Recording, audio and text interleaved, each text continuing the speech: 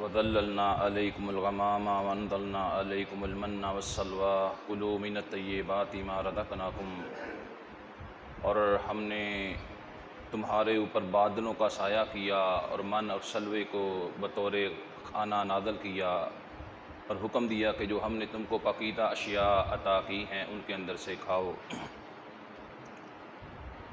حضرات، پرانے وقتوں سے اور زمانہ قدیم سے لے کر پرانے وقتوں میں انسان کی سب سے زیادہ قیمتی چیز اور سب سے زیادہ قیمتی اثاثہ اور دولت جو تھی وہ انسان کے جانور ہوا کرتے تھے، مویشی چوپائے۔ اپنے مویشیوں اور چوپایوں کے ذریعے سے انسان کھیتی باڑی اور کاشتکاری کرتا تھا، اور جب کبھی ضرورت پڑتی تھی اپنے جانوروں کو ذبح کر کے بطور خوراک اور غذا استعمال کرتا تھا، اور مالی طور پر بھی جب کبھی اس کو ضرورت پڑتی تو اپنے مال مویشی جانور کو بیچ کر اپنا وقت گزار لیتا تھا۔ تو روز ازل سے پرانے وقتوں سے لے کر، چونکہ انسان کی یہ ایک قیمتی چیز تھی، دولت تھی، قیمتی اثاثہ تھا، عبادت کے اندر بھی اللہ نے یہ اصول بنایا کہ اللہ کے راستے کے اندر وہ چیز دی جائے جو انسان کو سب سے زیادہ محبوب اور سب سے زیادہ محبت والی اور سب سے زیادہ قیمتی ہو۔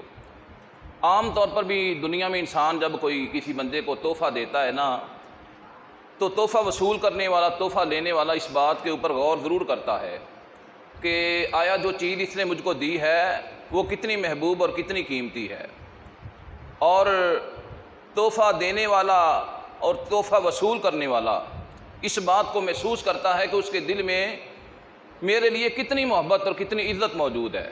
چونکہ مومن ہونے کے، مسلمان ہونے کے ناطے سے ہمارے لیے سب سے زیادہ عزت والی ہستی جو ہے اللہ تعالیٰ کی ہے۔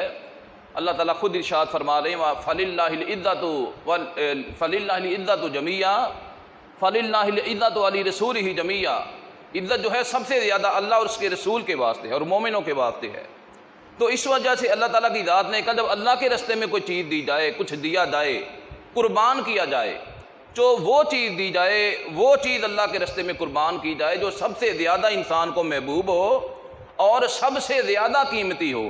اللہ تعالیٰ کی ذات چوتھے سپارے کے شروع میں ارشاد فرماتے ہیں لَن تَنَالُوا الْبِرَّ حَتَّىٰ تُنْفِقُوا مِمَّا تُحِبُّونَ، تمہاری کوئی نیکی، تمہارا کوئی نیک عمل اللہ کے راستے میں خرچ کی ہوئی کوئی چیز اتنی دیر تک پایہ تکمیل اور پایہ قبولیت کو نہیں پہنچ سکتی جتنی دیر تک تم اپنے دل کی محبوب ترین اور قیمتی ترین چیز جو ہے اللہ کے راستے میں نہ دو۔ میرے بھائیو، انسان کے دل میں دنیا کے مال اور دولت کی بڑی محبت ہوتی ہے، اور دنیا کا مال اور دنیا کی دولت جو ہے وہ انسان کے دل کے اندر روحانی اور اخلاقی بیماریوں کی جڑ پیدا کرتا ہے۔ تو اللہ تعالیٰ کی ذات انسان سے اس کے مال کے بارے میں بعض اوقات سوال کرتے ہیں کہ اپنے مال کو اللہ کے راستے میں خرچ کرے۔ جب انسان اللہ کے راستے کے اندر اپنے مال کو خرچ کرتا ہے تو انسان کی اس محبت کے اوپر زد پڑتی ہے۔ جتنا زیادہ انسان اللہ کے راستے میں خرچ کرتا ہے اتنی زیادہ روحانی اور اخلاقی بیماریوں کا خاتمہ ہوتا ہے۔ جو بات میں آج سمجھانا چاہ رہا ہوں مختصر سے وقت کے اندر، وہ یہ ہے کہ انسان کی جو زندگی ہے، اللہ تعالیٰ ہر بندے کو صحت تندرستی سے نوازے۔ انسان کی جو زندگی ہے اس کا دار و مدار اور اس کا انحصار جو ہے انسان کی صحت کے اوپر ہے۔ اگر انسان کی صحت نہ ہو، انسان کو اپنی زندگی جو ہے بوجھ محسوس ہونی شروع ہو جاتی ہے، انسان اپنے آپ کو اپنے اوپر بوجھ محسوس کرنا شروع کر دیتا ہے۔ اور انسان کی جو صحت ہے، انسان کی صحت کا دار و مدار انحصار سب سے زیادہ اس کی غذا کے اوپر، اس کی خوراک کے اوپر ہے۔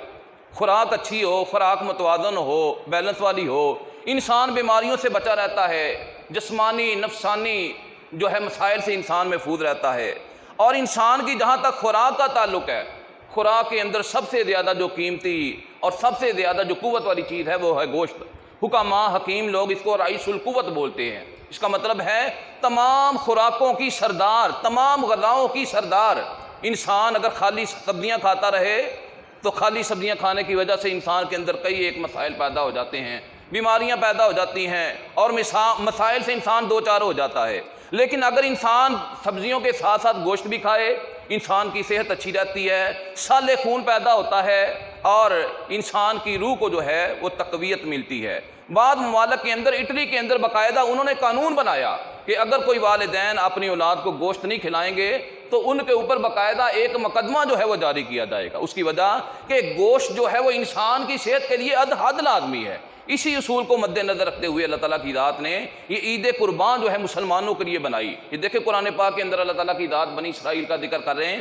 حضرت موسیٰ علیہ السلام کی آمد سے پہلے جب بنی اسرائیل کی حکومت چھن گئی اور فرعون کا عبد ہو گیا حکومت کے اوپر، اور فرعون نے مسلمانوں کی بنی اسرائیل کے جو لوگ تھے ان کے مردوں کو لڑکوں کو قتل کرنا شروع کر دیا اور ان کو غلام بنا لیا، اور بنی اسرائیل کے اوپر ظلم اور جبر کے پہاڑ ڈالنے شروع کر دیے۔ ظلم اور ستم کو برداشت کر کر کے بنی اسرائیل کے لوگ جو اس وقت کے مسلمان تھے وہ نہایت کمزور، نحیف و ناتواں ہو گئے۔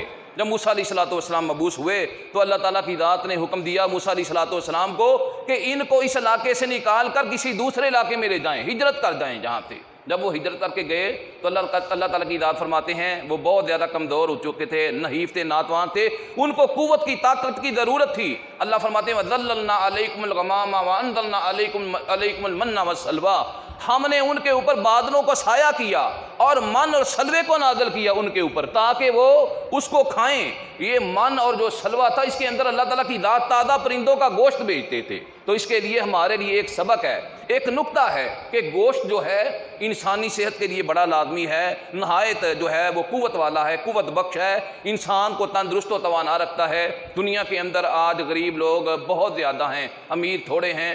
امیر لوگ گوشت کھا سکتے ہیں، غریب لوگ جو ہیں وہ گوشت کھانے کے قابل نہیں ہوتے۔ غریب لوگ اکثر گوشت سے جو ہے محروم رہ جاتے ہیں۔ اللہ تعالیٰ کی ذات نے سال کے اندر ایک دن بلکہ 3 دن کہہ لیں یا 4 دن کہہ لیں، اللہ نے ایسے متعین کر دیے کہ لوگ اللہ کے نام کے اوپر اپنے جانوروں کو ذبح کریں، قربان کریں، خود بھی گوشت کھائیں، اپنے رشتہ داروں کو بھی کھلائیں، اور اپنے جو غریب بہن بھائی ہیں، محلے دار ہیں، یتیم ہیں، مساکین ہیں، ان کو بھی گوشت خوری کے اندر شامل کریں۔ اللہ تعالیٰ ہمیں اس کے اوپر عمل کرنے کی توفیق عطا فرما دے۔